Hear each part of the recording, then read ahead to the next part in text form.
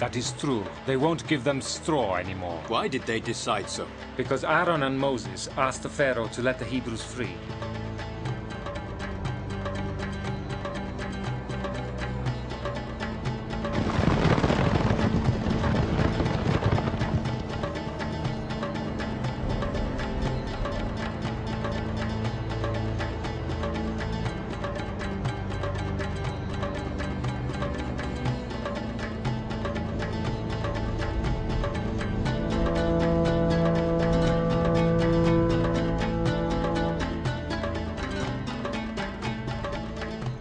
So, no straw anymore, and the Pharaoh wants the same amount of bricks. It's time for all of us to rise up. But Moses, we can't live this way anymore. They told us that we would be free and rich and that we would leave for the promised land. Instead, you made the Pharaoh angry with us, Aaron. What do you answer? If you speak this way, you don't belong to our people anymore. Your God is no longer Jehovah. Your God is the Pharaoh who holds our people prisoners and who ordered all our firstborn sons to be killed. I'm living the last days of my life, and I won't see what many of you who will survive will see. Don't let the Pharaoh's soldiers kill you. You must live, because the day will come when you'll be freed by the hand of the Lord. Go to your homes, call your wives, your daughters, and all those who have hands for labor. Go to the barns, to the fields, and to the shore of the Nile. Gather straw wherever you can find it. This way you'll live, and the day of salvation will come. The Hebrews, kept in slavery by the Egyptians for so many years, were forced to work night and day with no interruption, so they were exhausted and at the end of their strength. The daily amount of food they received was not enough to appease their hunger. The result of the hard work, of the deprivations and mistreatment, was that the number of surviving Hebrews reduced more and more. It was a very hard life, and the Hebrews grew increasingly desperate.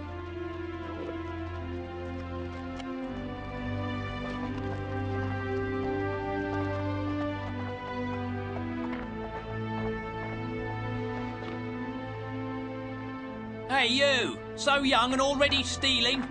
The Pharaoh, irritated by Moses and Aaron's request, stopped providing the Hebrews with the straw they needed to make the bricks. They had to look for the straw by themselves. This search would increase their working hours, but they were still required to make the same amount of bricks. This work was extremely hard.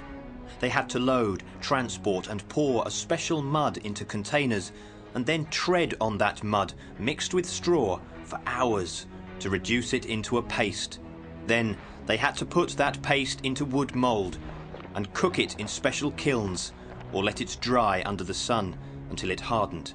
It was exhausting work.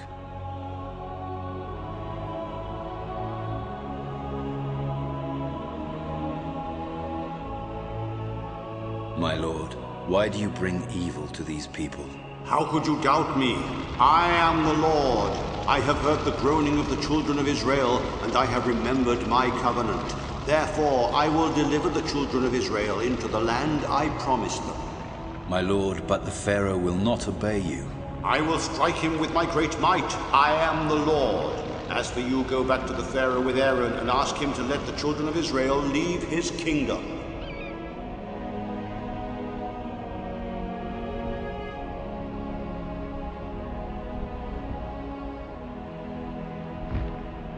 After speaking to the Lord, Moses called for Aaron, and together with a delegation of elders, they went to the Pharaoh to ask him to let the Hebrews leave for 3 days to celebrate the Lord in the wilderness.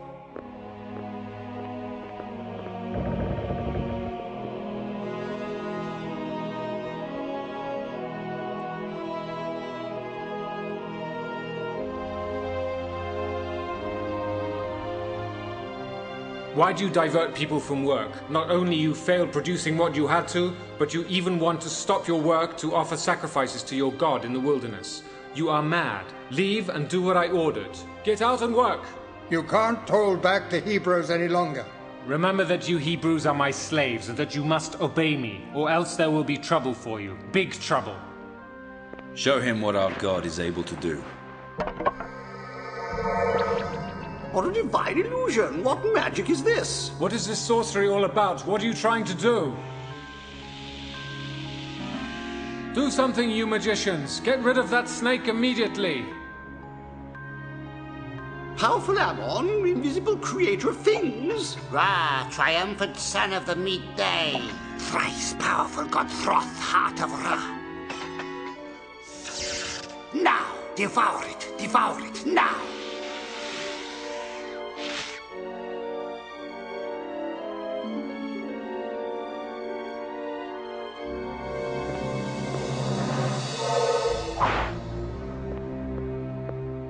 Go and tell your people that they must obey me. I will always need their hands. I do not care if your magic is more powerful than that of my magicians. It is only magic.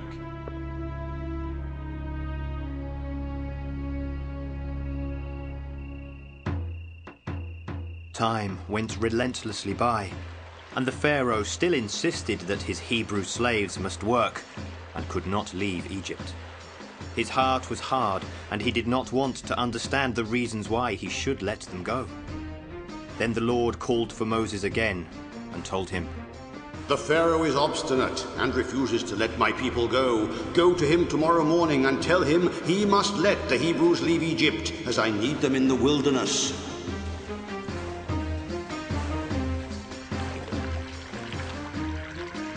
Why did the snake of Moses eat yours? How come you magicians could not stop it? You have greatly disappointed me. We were just talking about them, and here they are now.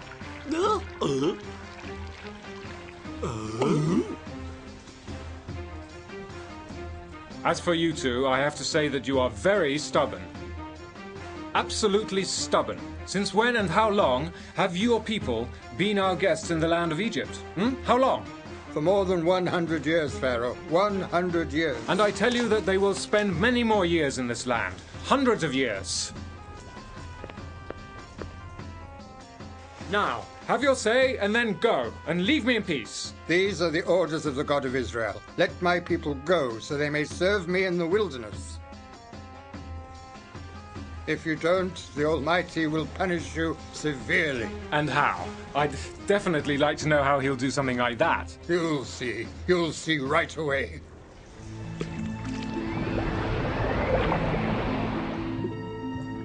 What's happening? What have you done? What have you done? Blood!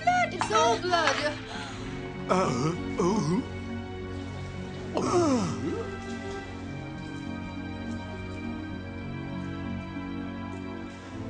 What have you done? How did you do this? How did you do it? Who taught you this?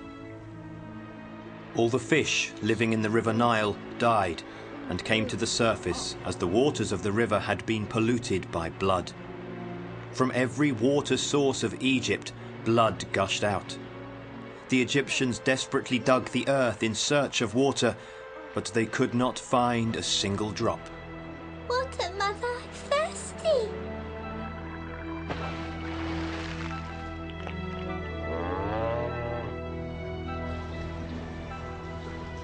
You have performed more wizardry. You are wizards. It is not your God who sends his prophets. You are magicians. Chase them out!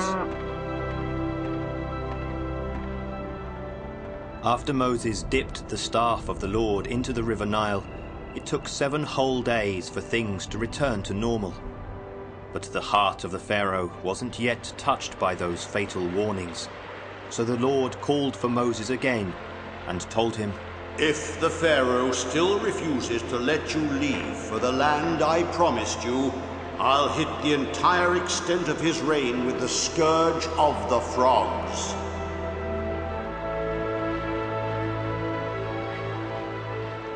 What do you want? Why did you come here on the banks of the Nile? The Pharaoh said no to the people of Israel, again. And you, what do you want? What are you intending to do? What are you after?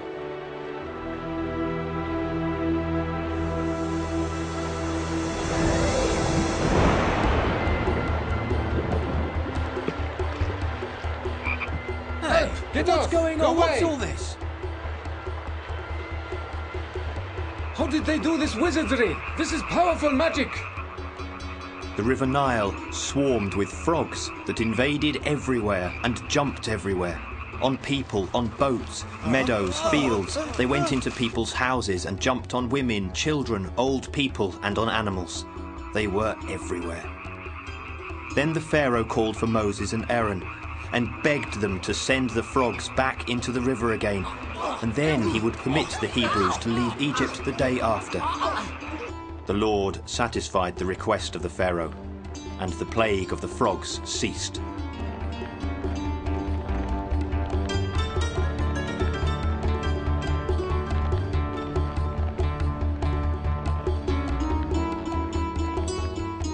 Men gathered the frogs into heaps and burned them in the public squares.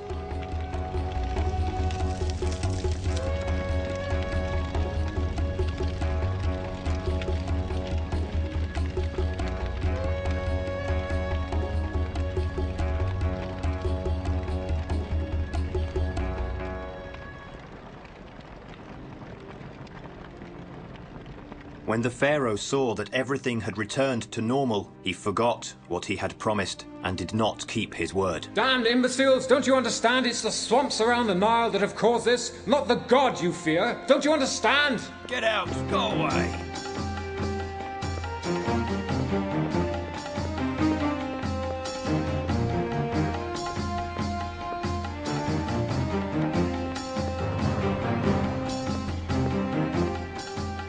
Then what did the Pharaoh say to you?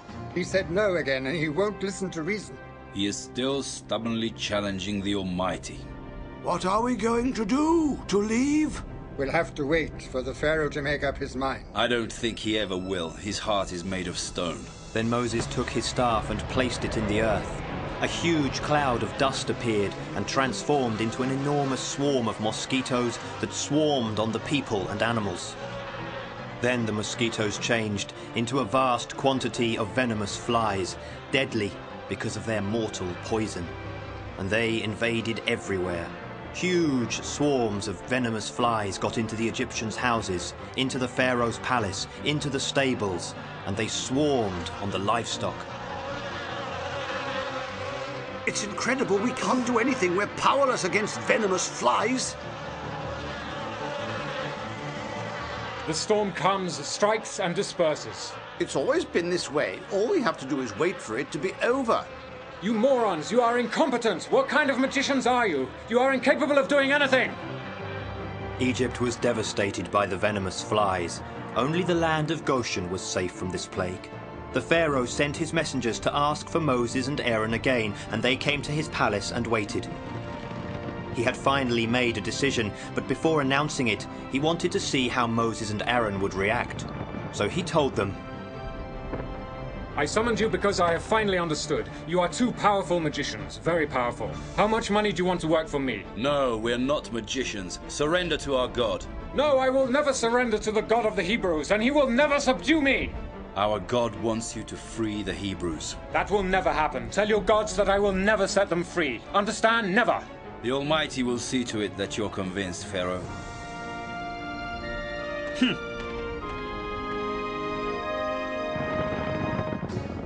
You can go now, Pharaoh, but remember that your troubles are not over.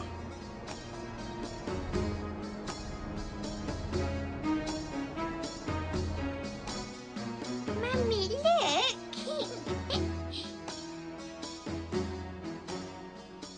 You are the Lord of Egypt. You are almighty. I thank you for what you say, my queen.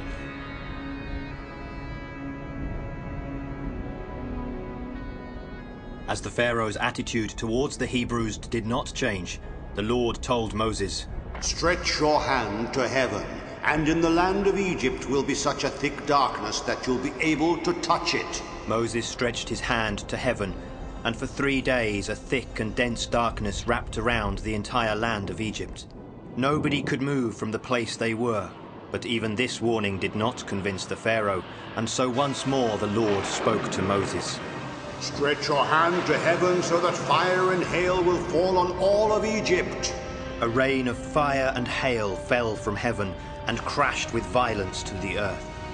And the hail was so strong that as it struck the land it caused damage to people, animals and crops. Only the land of Goshen, where the Hebrews lived, was safe from this plague.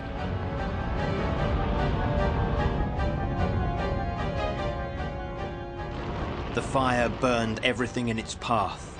Stables, trees were reduced into smoking ashes, and all around were burnt carcasses.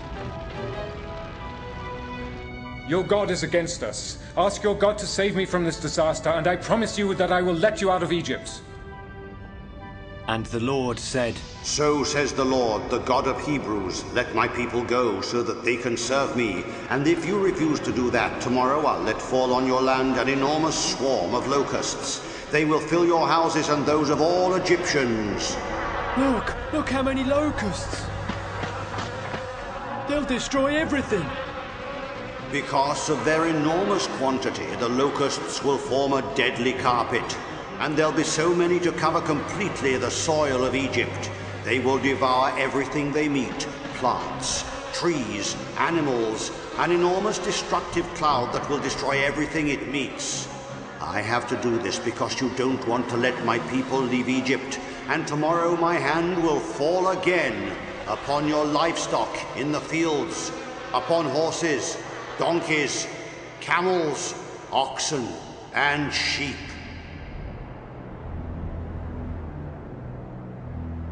The day after, the Pharaoh sent his faithful attendants to check whether what the Lord had said was true. And they told him that not even one animal of the Egyptian livestock had survived, while the livestock of the Israelis was safe and sound.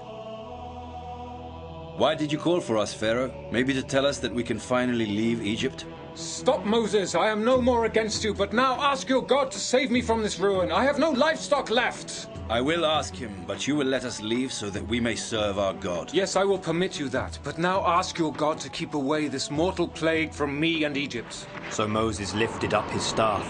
Immediately, a strong wind blew up.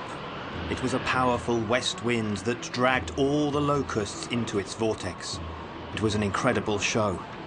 The wind blew noisily, and its gusts mixed up with the chirruping of the insects. From the balcony of his palace, the astonished Pharaoh and his court watched as the locusts plunged into the Red Sea. In a short time, through the entire land of Egypt, not even one trace of a locust had been left. Moses and Aaron left the palace, hoping that the Pharaoh would now keep his word. But... Pharaoh, my lord, do you really intend to let them get out of Egypt? No. Egypt can absolutely not survive without the labor of the Hebrews. No. Lord, where are you? Hear your servant, I beg you. I am here.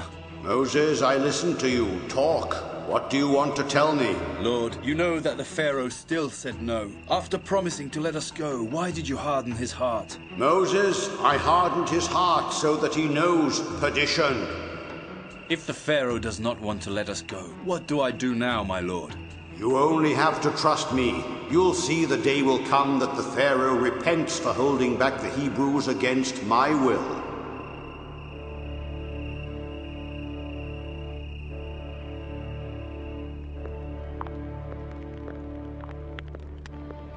Why didn't you let them go, my lord? You can't defeat a god. You can't.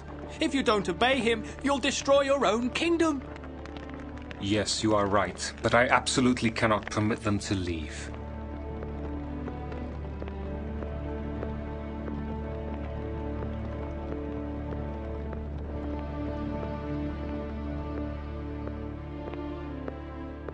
I see that you are ready and about to leave for the land promised by your God. I did warn you, Pharaoh, that we had to leave. Go and serve your lord. Your children may also go with you, but you will leave your livestock here. No, Pharaoh, no. Our livestock will come with us. Not even a hoof will remain here because we need them to make sacrifices to the Lord. You are asking too much. Leave, and do not dare reappear before me, otherwise you will die. That's right, Pharaoh. You will never see our faces again. The sun will return to your kingdom, but when the powerful hand of God strikes you again, you'll be crushed.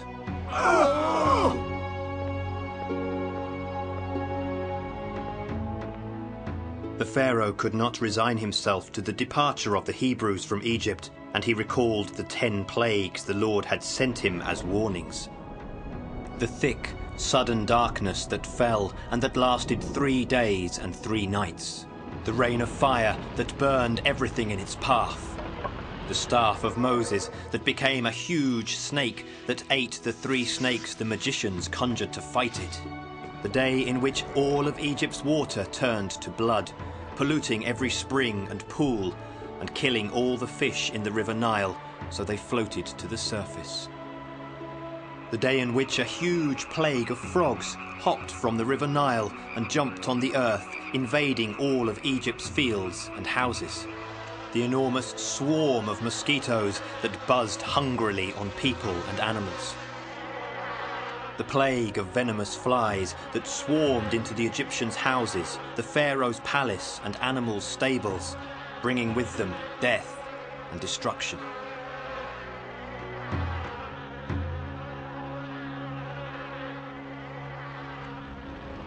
He recalled the rain of fire and hail that destroyed the crops and the houses, that burned the trees and the countryside, and left a trail of scorched bodies, animal and human, in its path.